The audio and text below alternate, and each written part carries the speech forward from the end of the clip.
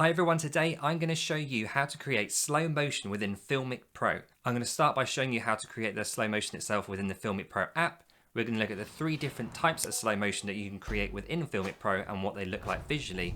We're also going to look at clips compared when you're converting your clips to slow motion within Filmic Pro versus converting them into slow motion in your post-production editing. For me, it's in DaVinci Resolve, and we're going to see which of those 2 ways of converting your clips into slow motion give you the smoother playback in the end. And if that's not enough, I'm going to show you exactly when these types of slow motion will be useful so you know when to use them yourself. Sounds pretty good, right?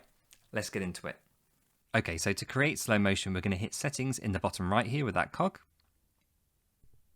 That brings up the menu. Then we're going to go into frame rate.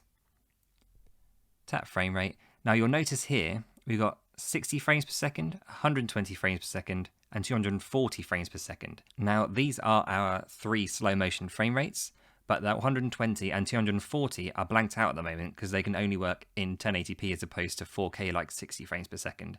So we're going to come out of here, we're going to go into resolution, and we're just going to change those to 1080p. Perfect. So go into settings now again, bottom right, into the menu frame rate. And now all 3 of our slow motion frame rates are ready to be used. Now if we press on 60, we've got a capture rate of 60 frames per second and a playback of 60 frames per second. Now to create the slow motion within Filmic Pro, we need to change that playback to 24 frames per second, and we'll be doing that with 120 and 240 as well. That will create the slow motion within your app. So to do that, you just get the bottom dials here on the left, and you're going to press that to make it go all the way down. So now we've got the 60 frames per second capture mixed with the 24 playback frames per second output. That now is going to give us the slow motion. If we stuck with 60 frames per second for both capture and playback, that will just give us real-time footage. We don't want that, we want slow motion. So slowing the playback is actually what's going to give us the slow motion.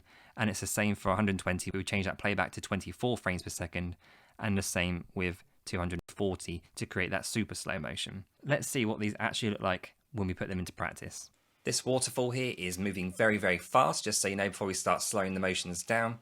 You can see that it's quite actually a small waterfall, but the water is coming down at quite a speed.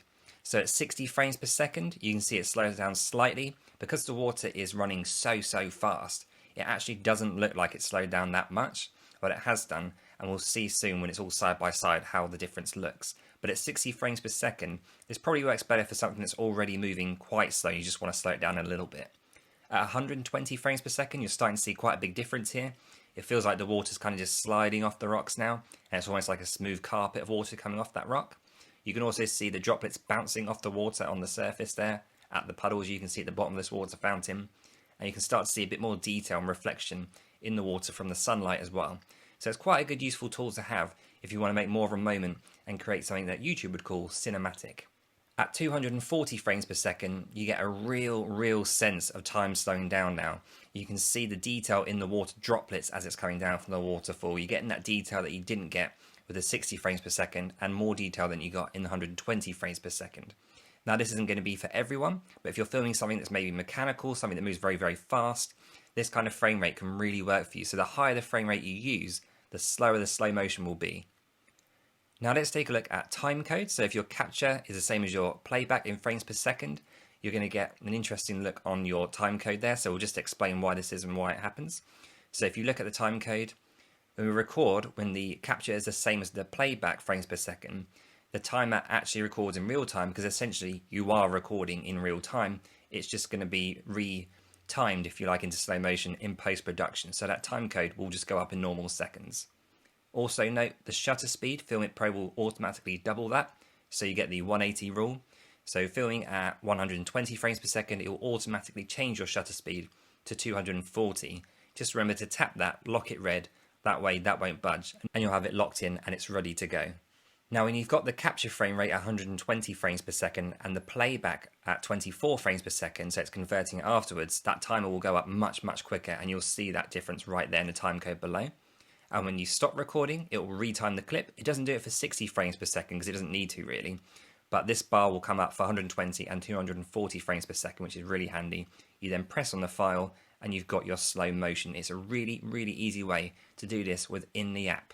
Let's have a look at retiming our clips in Filmic Pro versus retiming them in post-editing suite like DaVinci Resolve, which I'll be using, and seeing which one gives us the smoothest playback. So you can see here the difference isn't too crazy. I think perhaps in DaVinci Resolve it's come out a little bit smoother, but the difference really is absolutely tiny at 60 frames per second. So I would say if you don't have something like DaVinci Resolve or Premiere Pro, anything like that, just retime it in Filmic Pro and you'll get really good footage still.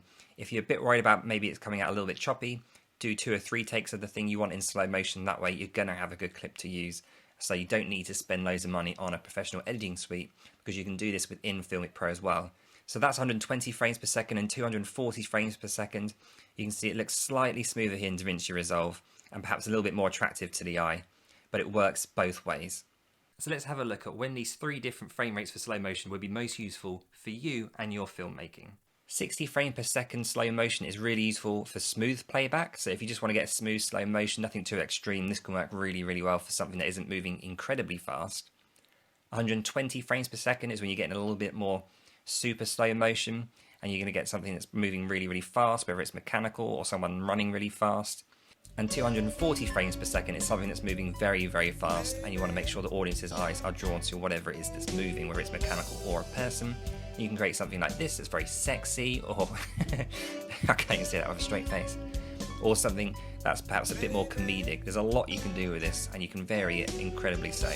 As you see these all in one line together, you can see in real time when they're slow mode exactly how slow they look next to each other. And obviously with 240 frames per second, difference between that and 60 frames per second is quite extreme. And again, you only really want to use 240 frames per second for something very, very fast. Well, I hope this has been really interesting and useful for you guys, and now you know when to use which slow motion frame rate for whatever type of filmmaking you're doing. And remember, all these things that I talk about with smartphone filmmaking, it's all subjective, so it depends on what you're filming and the kind of style you're going for. So I hope you enjoy using this slow motion. I will see you on the next one. Thank you for watching. Hit that like button, hit the subscribe button, let me know what you thought of the video down below. See you on the next one.